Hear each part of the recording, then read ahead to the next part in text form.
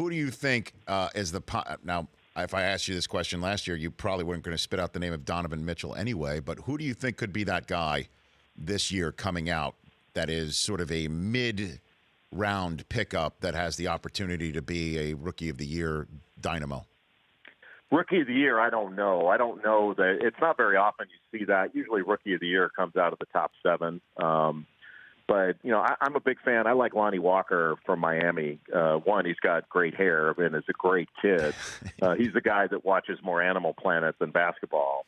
But he had some injury issues to start the year, so got off to a slower start. Maybe didn't show how good that he can be early on in the year, but made some big shots throughout the year. Super athletic.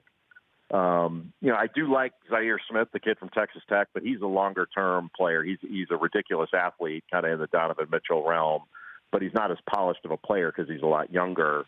The guy, Rich, that I think is going to be the most interesting player in the draft as to how you process sort of how good he is versus what he's been through and his body is going to be Michael Porter Jr., the kid out of Missouri, who could be like he could have been healthy, and if he'd come right out of high school, you would have said, "Hey, man, he might be the 1 or 2 pick."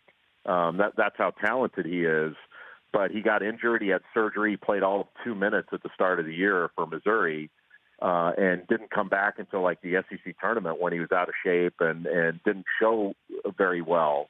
So there are a lot of kind of question marks. It's not often you say, well, we have to find out what the doctors say, and then we'll get to the basketball part. But if the doctors say if there are no red flags on his medical, he's a top 3 talent that could wind up going 8, 9, 10. That's where I would guess, and I'm just guessing, that you're kind of saying, you know what, that might be worth the risk at 9 to be able to get a top 3 talent at 9, 10.